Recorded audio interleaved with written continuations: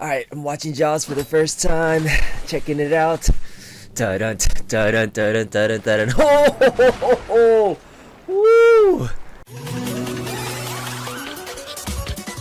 Hey, this is B from Kong's R Us, and yes, I just watched Jaws for the first time ever, and it was awesome. But that's not what we're talking about today. Today we're talking about Stern's newest cornerstone, Jaws Pinball. It's gonna be revealed next week at CES, and I will be there. But now we have a lot of promotional information. We got the trailer for the gameplay and some pictures of all the different cabinets. Let's get into it and give my raw reactions to them. Alright, so I got an early look at the game trailer, so let's go ahead and take a look at this together for the first time. Check this out. Oh my goodness, look at that side blade with the chomp there, the Jaws background. Very simple back glass logo. Of course, you got your insider connected. Look at the, is that the barrel for the freaking plunger? Alright, very cool.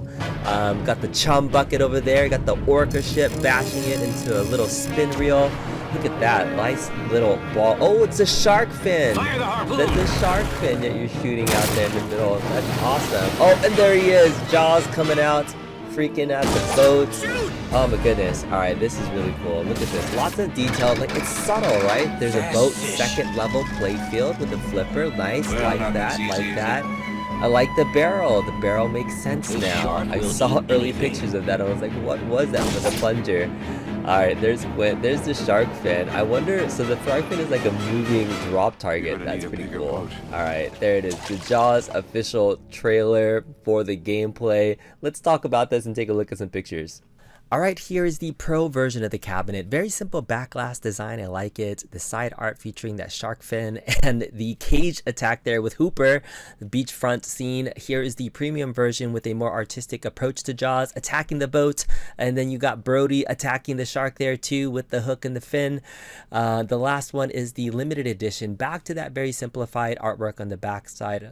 You got some people in the dark in the side art. Very simple design. All the victims for Jaws on the side artwork. Let me know in the comments which one of these you like the best, the Pro, Premium, or Limited Edition. Now let's start looking at the playfield for the Pro Edition of the Stern Pinball Jaws machine. This is their lowest tier model at $6,999. You can see the Stern Insider Connected is still there and used to track scores. The playfield is a much more simplistic design than their last design. Venom had a lot of things going for it, so they've kind of gone back to a more simplified design on the playfield. You can see some drop targets there as well. Left and right side areas for the in lanes. You got a nice little small flipper on the right hand side, some targets there as well. I love the little shark fin that's going up there as well. The chum bucket on the left hand side. This is the simplified version on the back glass here. You don't have the second level playfield, and you already have that shark exposed as a big bash toy with the ball there. So those are some of the differences here, that you automatically have the shark exposed.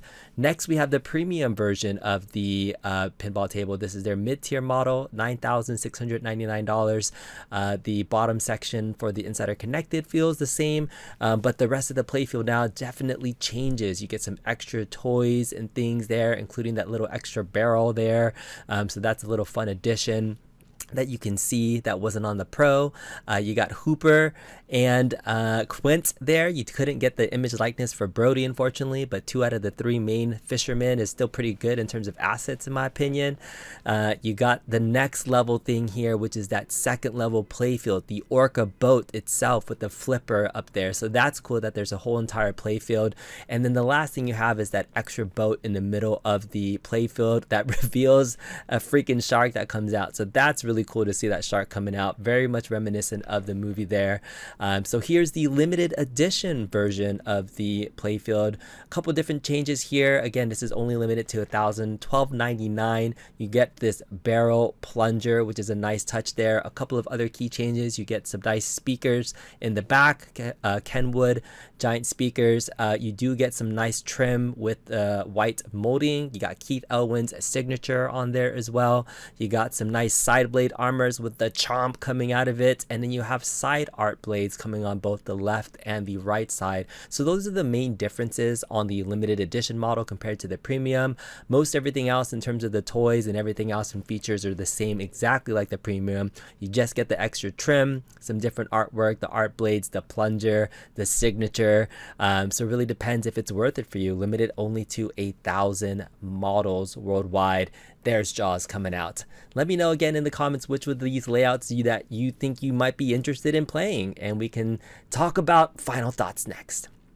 So final thoughts on Stern Pinball's latest release of Jaws. I am super excited to play this because it is a Keith Elwin table. Elwin has definitely established himself as one of the best pinball designers in pinball history, coming out with several key titles that have been in the top 10 list on Pinside, and they're fantastic games: Jurassic Park, Avengers, and most notably Godzilla. What was he gonna do in terms of a cornerstone release to follow up Godzilla? Yes, he had the Stern 60th, which is more personally that he did for him and his great friends that are really great at pinball, because that game is hard.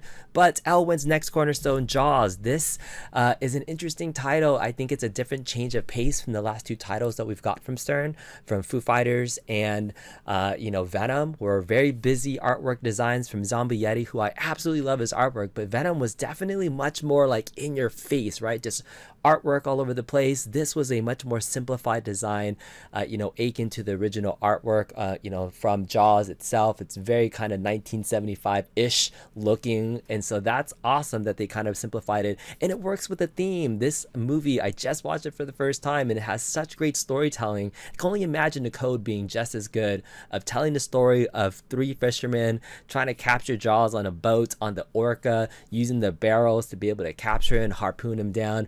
I like that they got at least Quint and Hooper on the artwork design for the middle portion of it. I'm sad they weren't able to get Brody's likeness, but you see him somewhere on the side art in the back. At least you can tell that he's there. But the three fishermen, they're going to be at it. It's going to be fun to be able to capture Jaws and play through the different story modes. I really love that they got Richard Dreyfuss as the actor to do call-outs too. That's going to be awesome to have Hooper, the really technical nerd, telling you about what to do and what not to do, to be able to help fish. And then you got Quint, the madman, right there front and center. So that's going to be fun to be able to see. And I can't wait to see Jaws come out of the boat for the first time attacking me. I'm going to be playing this at CES next week. 2024 is going to be an awesome start to the year with pinball. Can't wait to bring some more coverage to you. If you did like this content at all, please consider subscribing to the channel, hit that like, bell, notifications, all that good stuff. We'll see you next time at CES. Jaws Pinball's here.